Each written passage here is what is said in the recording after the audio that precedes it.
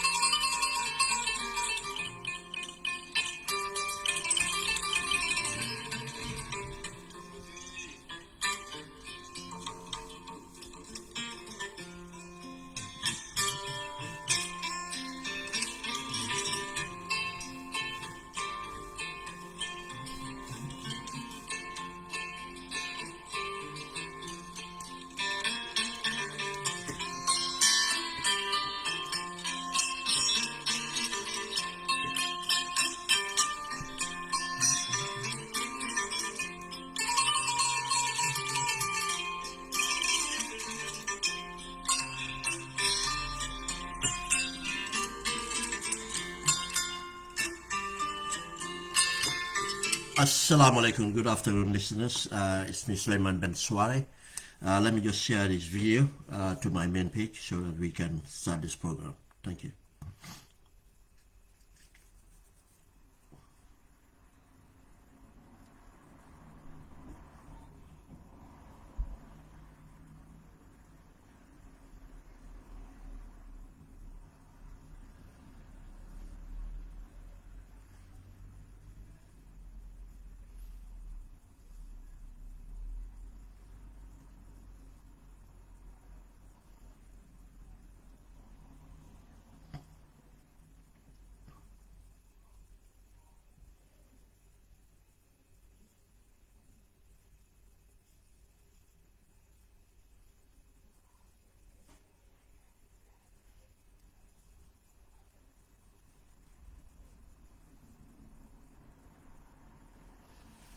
Okay, thank you very much. I'll try and keep this brief. Today is Monday, the 19th of September 2022. The time just gone about 19 minutes past 4 in the afternoon in Birmingham, England. And I'm coming to react to the press release issued by the press spokesperson of the president, Adama Barrow, or State House, Mr. Sankare, and yeah, this is what I'm coming to react to. It's quite important thing to react to, because when I read it, I can see a narrative trying to be put out there for people to chew into that narrative rather than seeing what actually is going on. If you want to understand the dysfunctionality of this government, you have to look at that press release. It will tell you how dysfunctional this government is. And before going there, let's just ask ourselves first, why are they in New York? We all know they went to New York for the United Nations General Assembly, which is very important. But we have to ask ourselves the timing. Why did they go so early that technically I don't know of any other head of state that traveled for the UN General Assembly right now? What other business do they have which is important for them to be there right now? Did they factor the cost of the per diem? That's the reason. Because it's a way of going early, probably even stay later than serious government would do. in order to accumulate per diem for themselves again. That's why they travel that might be the reason they travel that early, because we don't know of any important engagement they're going to have in this period of a weekend or during the beginning of the week in America. If anything, it's not something productive. If anything, it's not anything to benefit the people, but it's for Barrow and his hangers-on or the criminal cartel that he moves with. We ask ourselves, the cost. How many people are on that entourage? How many people need to be on that entourage? Do they have any role to play in the purpose of traveling to New York? Again, we'll find out no. Because just for example, we have seen Dusano, part of the entourage. What is Dusano going to do in America? What is Dusano going to do at the General Assembly meetings? What does he have? To add value to add to the meeting? Absolutely nothing. Absolutely nothing. But again, for us to tell our people that this is the way they share our resources. This is a way of sharing our resources among themselves. When Gambians, average Gambians are suffering, the money could have gone in many places. The money could have gone in many places. The Padem, these things, people like Dusano, why they have to be in the entourage? And probably other people are there. We don't even know how many people are there. If it's a serious government, especially at these times that we complain about not able to subsidize fertilizer or do a lot of things for the people, when flood victims are still not taken care of and other issues not taken care of, this is the message you should send to your people. This is the message you should send to your people. This is what we have a problem with the government. Let them not distract us for anything else. This is the problem we have with them. And again, another additional cost is the flight. They hired a private jet to take them to New York, and the private jet is going to bring them back to New York. Do we know how much would it cost for the private jet, to take them and come back? I thought a few weeks ago we saw that stunt. I say it was a publicity stunt. The president, hiking on a scheduled flight to go to Tunisia. He rather take a private flight to Tunisia than taking a private flight to New York and coming back with a private flight. Now, again, this is additional cost. How much of cost are we taking on at this time when we don't have nothing to give to our people, but they can accumulate wealth to move on? Another point is we saw some people out there, and we are not surprised. You see, and the beauty of what we fought for is people to have the right to exercise their freedoms. But once that freedom is about to hold the government accountable, that exercise of freedom is to hold the government accountable, is a problem. But when it is to support or so-called support, I say so-called support, because most of those people are not doing it because they love Barrow. They're not doing it because they know that things are working right in that government. They're not doing it because of the government is doing right. No. If they would leave their hourly jobs in New York to go to, hang out with Barrow and others, it's because of what they get from going there. It's not love for country. It's not love for Barrow. It's not love for government. It's not love for anything, but for themselves.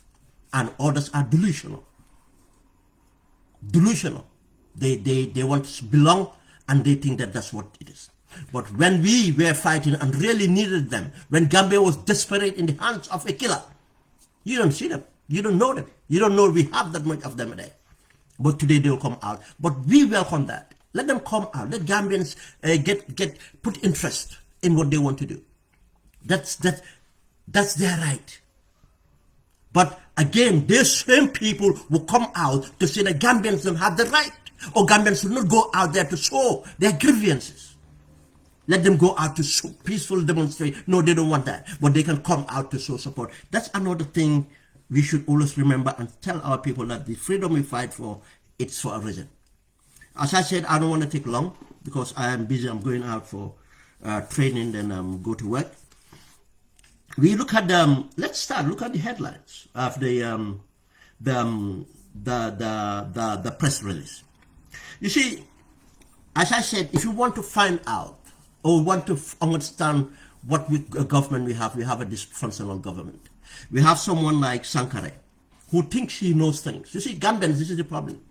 Because he did his bachelor's, he did his master's, he attempted to do a doctorate, or we take him to be a landed person. No, the guy doesn't have capacity. The guy doesn't have capacity. The guy doesn't understand the job he is doing.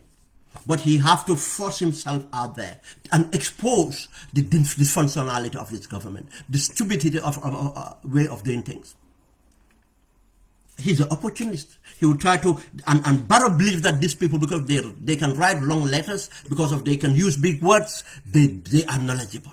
Because they have a MA, BA, whatever it is, DA in front of their name, or they are educated. These are the people I need around me. But people that have no conscience, people that have no integrity are worth nothing. Their education worth nothing. Their certification, I should say, actually, because it's not education. And for them to release a press release whilst they are at a hotel, operating from a hotel, and using a Gmail account, just tells you the sort of government they are. But let's start from looking at the content of the letter itself. The letter is addressed as obviously released on the 19th of September 2022, today. They must have done that in the night. Reference is the Gambia government expressed concern over killings. The Gambia government expressed concern over killings. The Gambia government did not express concern over the crime rate. They don't want to use that. They are making the killings as isolated case. Isolated case, or killings with certain communities are doing it. It's not part of the national statistics of crime, of the killings. We will get into the detail. Let's get into the detail. Just to point out that that was deliberate. Into the killings. These are the issues. That's why I said I'll have to, whatever the cases, I have to come out just to listen. And obviously, Manhattan, New York, USA, the Gambia government condemned in the strongest term the recent spurt of homicide in the country. With a week, 5 young men lost their lives in the Jahanka Central River region, Bakau and Kololi in the Kanifing municipality, Sintu Alagi and Nyofele in West Coast region, all in gruesome circumstances that contradicts human decency, due process and respect for sanity of life. Now, is this a new occurrence? What about all the murder cases we just had recently, last year, let's say last year? We all remember the gruesome murder of the young lady and the gentleman that we found in the well. Do we still have a conclusion to that? Do we know what happened to that? Many other murders that have happened. And other crimes for that matter. And other crimes that have matter. Did we hear? Did we still have this thing to that? Did we think about why is this still happening? They didn't want to address that. They want to just come and react as, okay, they have reacted and let's move on. And again, it was part on, but they are not addressing the problem. And to address the problem, the underlying problem, the causes of the problem should be addressed. And now, the places they named from Upper River Division to obviously the populated area of the Congo. That tells you it's not only isolated. It's not isolated cases to do with this. There's so many these things. And again, they continue to say, and the thing is, they talk about the gruesome circumstances that contradicts human decency, due process, and respect for sanity of life. Due process, I don't know why is any murder that should be accepted because of due process. I don't think that the government does not agree with capital punishment. That's why they put a moratorium on the death sentence. I don't know why the word due process there. But again, They are talking about this. What about the recent murders? They call it murders or killings that happen at the hospitals, or been happening at the hospitals because of their recklessness, because of the corruption that this government do. The children, the babies that die in incubators in Royal in the Edward Francis Small Hospital. Why is the press not reporting all that? Go and investigate. The victims are around, or the death of children. Well, what is the government doing on all that? Do we want to look at those things in isolation, or ignore those? Or because of now there's kind of an outrage, as Gambians will always react, they want to address this? What about what corruption is doing to us? What corruption is doing to us? And actually, some of these crimes, what does it have to do with corruption? What about all the drug cases that have happened at the time of this government? Serious drug cases that have not been addressed. The 3-ton cocaine, the cocaine at the port, laborers found with the those Lebanese guys, the cocaine, the involvement of Gambians from Denton Bridge with the cocaine intercepted in the high seas in Senegal, and goes on and goes on. All the cocaine cases and orders, and on all those people they know, they associate with. Silabas Samate is technically resident at the State House, and we know he's a drug dealer.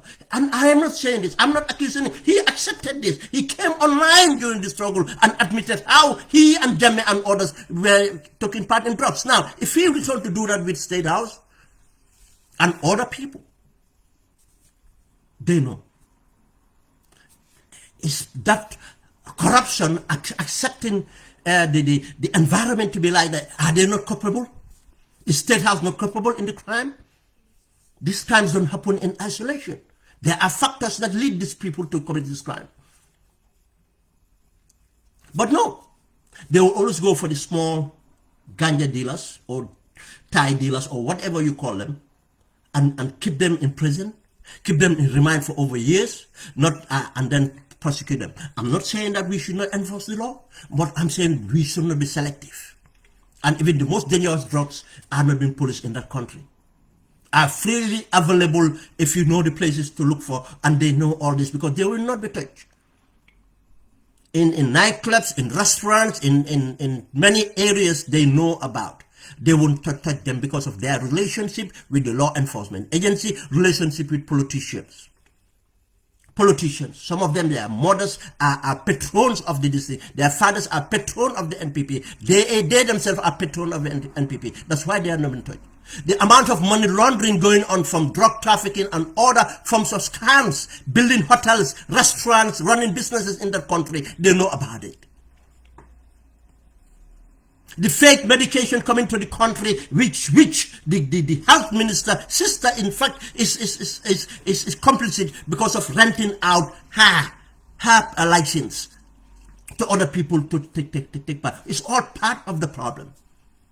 But they want to again look at this and address it and move on. Gambia, if you move on and just take these press releases, it's nothing.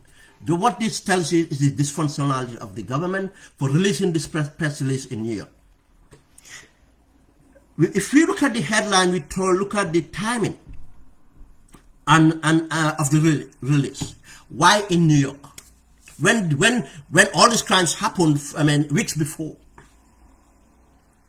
But when we look at the content, they are going to tell us that the president was shocked to know about it there. What do they do in their security? Every week they meet and they have to brief. How often do they brief the president and other things? And I say these are not new things. We have many of this going on. The robberies and everything else not resolved. Tell me any major case taken through the courts for corruption. Tell me any major case taken through the courts for major robberies, armed robberies and everything else that happened in that country. Tell me many drug cases. No. An innocent, I even called the person innocent or victim of circumstances. Sheriff Njai is the one. Sheriff Njai is the one kept in Malto. I'm not even sure whether he's still in Malto. He can even afford a lawyer. when the main culprit of this thing, Banta, whatever you call it, lawyer is Sirif Tambedu is President Barrow lawyer. And any people saying that Banta did not exist, that's not true. The passing picture, whether it's his right name is Banta or what the name he have in the Gambia is Banta. And I know people who sat with Banta and Sirif Tambedu and did convenience on property. That Banta, that passing picture showing is in existence. Yes, the person have close relationship at State House, both President Barrow and the wife and other people. Yes, that's a fact. Because of that's how they that's why they have the audacity to operate the way they operate. Let us not just say no, that person did not exist. He existed, but they don't have the interest, because if they get Banta would get other people in these things. They deliberately let Banta to get out of the country. For it to happen. Now, they went on to say, he said during a hotel briefing in Manhattan, New York, President Adama Barrow expressed his profound sense of shock and sadness over these hideous crimes, claiming the innocent life of young men. Mr. Barrow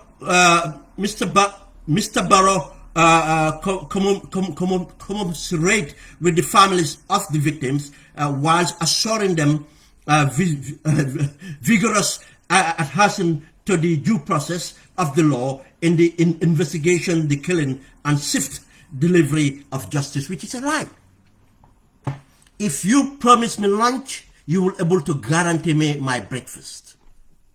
What about the young lady Gomez Omendi found in the well with the other gentleman? Still, they have not determined the circumstances of that death. A coroner report did not come out to tell us whether someone else involved. It's not been resolved. And so many mothers did they have justice? Did those families have justice? If you cannot give justice to flood victims, how can you assure us victims for these crimes? Tell me. What due process? If you cannot give me due process for investigations that have been completed and recommendation made for prosecution and not been done, why would I trust you for justice? And the sad thing is, the brief they have at Manhattan, they traveled to Manhattan on a Sunday, and they had the brief. That's the time the president had the briefings. And yes, if it is a fact, if that is true, when the president knew, tells you how dysfunctional, who is running the country, how that country is run. I'm shocked that he is shocked. Why is he shocked? With all the past crimes, none of them has been resolved. And he is shocked. He continued to say, meanwhile, President Barrow called on religious and traditional leaders, parents, school teachers, business operators, young organizations, and community influencers to complement his government effort in promoting a culture of peace and coexistence. Now, what does this have to do with culture of coexistence? Let's first say this. Is it not the same president that stood in political party rallies to instigate tribal these things with his co-host, with his other my brother Dembo Bifos and others? And Dembo Bifos came out and accepted it was a political strategy. Didn't they not influence a tribal campaign in in our elections? But after the election, they ceased, because they know it was meant to divide the people in order to get people to vote along the lines they voted. Go and look at the demographic of the country and how they voted. Whether they voted on issues, whether they voted on tribal lines, and the government did. They got media houses, they got personality and so-called influencers that came to spout out insults. Insults. That was whatever was reigning. You go to all these platforms, what do you have? Non-entities.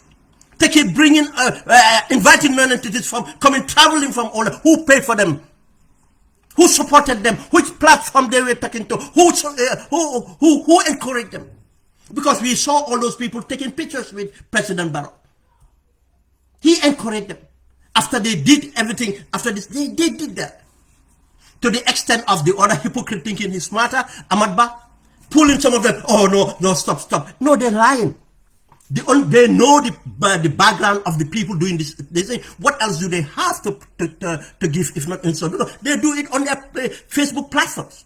Now, why do you think that person have any value for you to invite them to the Gambia, to stand before Gambians, to have the Gambian,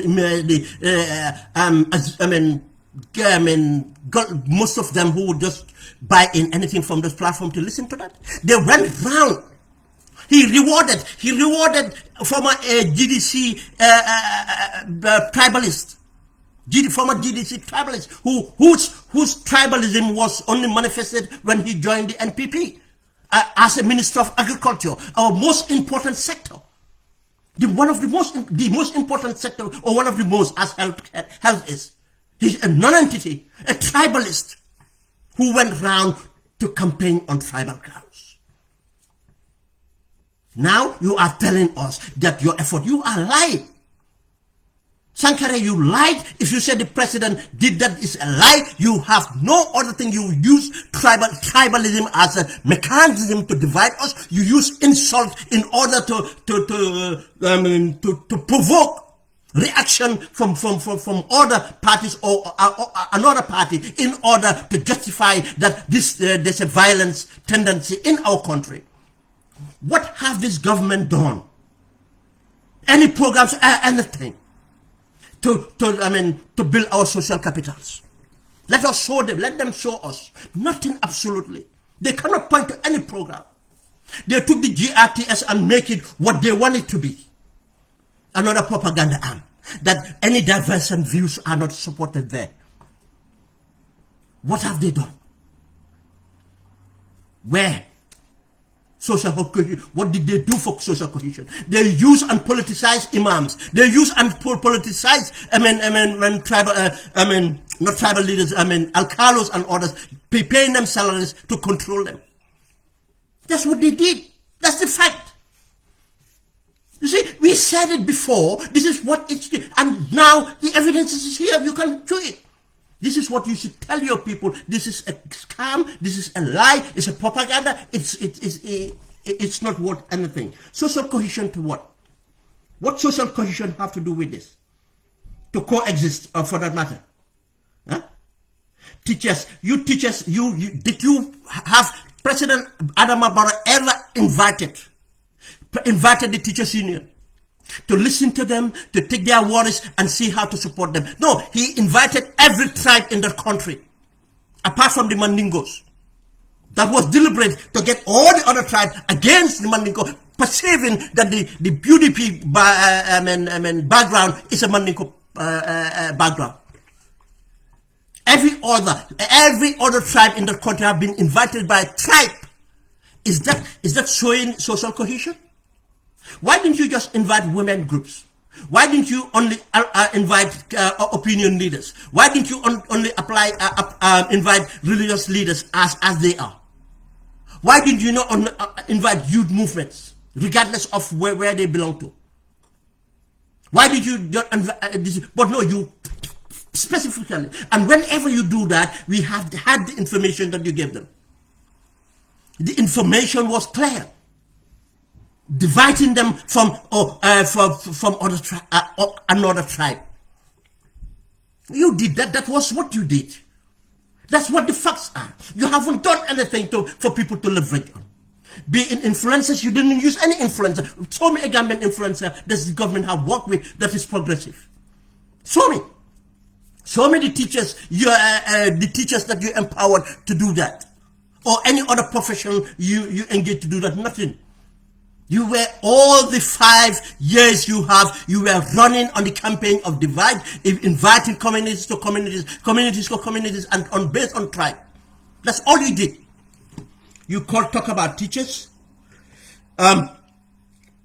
efforts, you talk about business operators. We good business operators. Any Gambian that is neutral, any Gambian that have another view, to support another party, what do? Because of their neutral, they didn't bring money to you, they didn't come out to your campaign, they didn't want to be in politics. They are victimized. They are victimized. Or they decided to support the UDP or support the GDC or anything else. They are victimized. And the facts are here. Alhaji Konte. Alhaji Konte. And that was my message to the UDP. These people that work with Jammeh and did with, avoid them. They are not worth nothing. If you are to win elections based on patriotic Gambians on messages. Right now, Alhaji Konte is back. You said he was involved in everything else. The minute he sold himself back to you, what happened? Everything is forgotten. And Alhaji Konte now is right now, they're continuing. Why? That's why NOEC is not going where it is going. Go and ask how much contracts Alhaji Konte have gained since joining NPP. Go and look at the contracts. I don't make up things. Let Alhaji Konte come out and tell you how much contract he's gained. What businesses did you empower? What Gambian businesses did you empower apart from printing of t-shirts? Printing of t-shirts, you went and ordered t-shirts and printed them outside the country, not even local printers. Yes, some of your patrons might have done local printing, but we know that containers came from outside. You did not even patronize local printers. Now you're talking about business communities. The only business community you know of are the people that partake with you. You don't have the tolerance. You don't encourage others. Now, what are you calling them for? He said businesses. Youth organizations. Tell me, which youth organization have you tolerated? Apart from the kabudus that you created, your youth movement, which could not even be a proper youth movement, because everything is about to take resources from, these things. Now, every other person just create their own this thing to come and recognize you. What, since this government came into power, where did they just go out there to empower the youth? The so-called levy put on the telecom companies to build mini stadiums, nothing have materialized because of corruption. Because of that's all that government does is corruption and divide the people. Now, where are you talking about the youth? You talk about youth, this thing, community influencers. I talked about those people. We know the people that use the term as community influencers, who insults and go on tribal divide. That's what you use as community influencers. We have very good people in the Gambia and outside the Gambia that could have come and spoke on platforms that unify the country, but have never happened. The government have never done that. Be it the same thing about religious leaders. You never accepted any religious leader that will tell you the facts, that will stand there to say it as it is. But once you this thing will be politicizing and tribalizing and issues, taking part in the divisive politics that you continued from your predecessors. And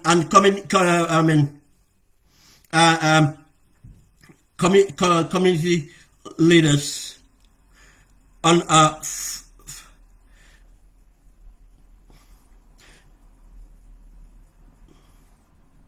where influencers and the other thing, when you said about victims, have you ever cared about victims?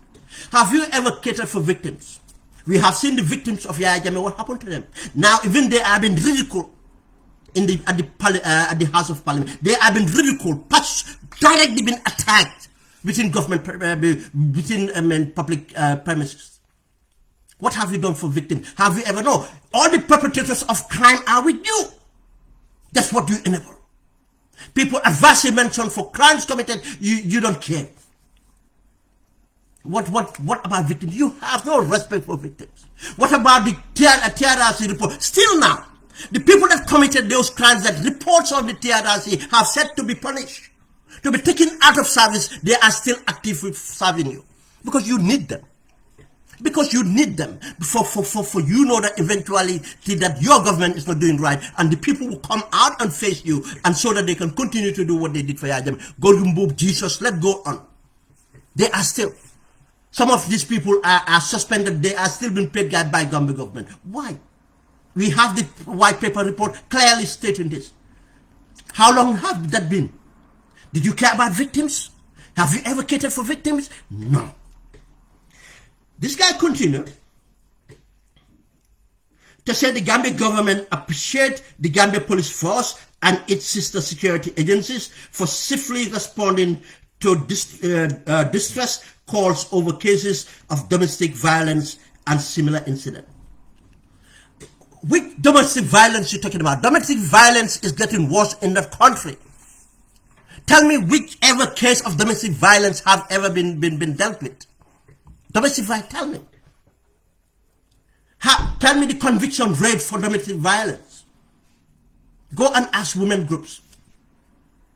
Now, because of your government lack of foresight in creating an environment where victims will be empowered, women will be empowered, victims all over will be empowered, sexual abuse victims will be empowered to come out and speak because of what empowered them. If they see that the due process is followed, the justice is swiftly.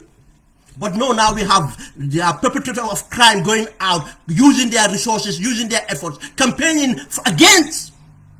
Because of that's what you created. Campaigning against this thing. Now who will come up? What have you done? What environment have you created? These are the facts. Those are the facts. You cannot manufacture any other thing. I think what they're trying to do, say domestic violence, thinking that they're going to categorize all this killing under domestic violence. You see, they think they're smart. They want to put all these things under the term domestic violence, and redress grievances are available. What is available in the country? We have seen how cases have been dealt with in the country. Can your government tell all the statistics of people being sent in remand for over years for crime they might not have committed, the crime they could have been freed? And now, if this person spent 3 years or 2 years or even 1 day in remand and been freed by the court of law, do they have any redress? Their entire life might be derailed from the accusations they've been accused. 3, 4, 5. What have your justice system done for it? Where is the justice reforms?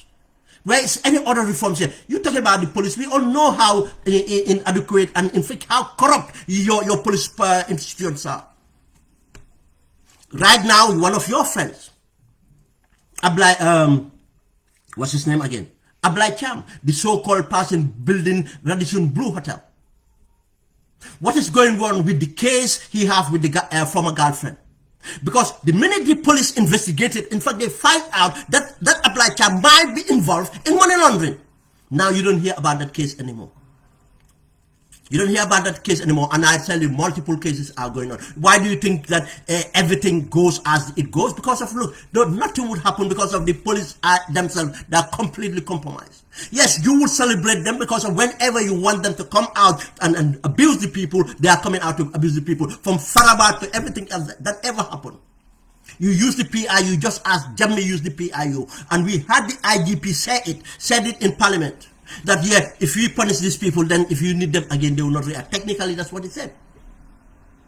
Why Godwin Move is not being punished? Go and listen to the answer. These are not the same. And what I finally want to put out there is, Gambians should remember. Gambia should remember the causes of crime. The underlying causes of crime that should be dealt with. You know, when you allow these drug traffickers to be free and drug is available, become cheaper, and what happened? Another thing is the lack of creating jobs. Another thing is the failure of this the school system. Another thing is lack of environment. Look at now. They go and take all the land and give it to real estate agents. They just build every corner 15 by 15 to sell for millions. But where are the recreation centers that youths can go on, safe areas you can go? These are all not available. There are so many issues that causes the crime rates to go up, and these are not being answered. But as I said, I've actually been stayed longer than planned. But I have to do this reaction. But we will deal with all these cases as we have time. But again, nothing new here. We have talked about these things. It's up to you guys now to make sure you educate your families to understand where you're going. And I am telling you and keep on telling you, this thing is not sustainable. It's a matter of time. All this nonsense press releases, they think they're going to run government with press releases. Let's see what's going to happen. Everywhere it happened, it end up certain ways, and we cannot defy it by with Salatul Fatiha or Hail Mary or whatever we pray. We do things, intentions right, and we do practice things. Then we pray to Allah, or we pray to who the church we believe in, or anything we believe in, for it to happen. But to say that we are blessed people or anything, when we have a government mechanism that divides us according to tribal lines, that go on to insult people, to have reaction, to have advantage, leverage that as a political advantage, this is wrong. To create people politically to leverage social problems, instead of creating society where people will come in and act politically and create things, is not happening. Thank you very much, guys, and have a good afternoon.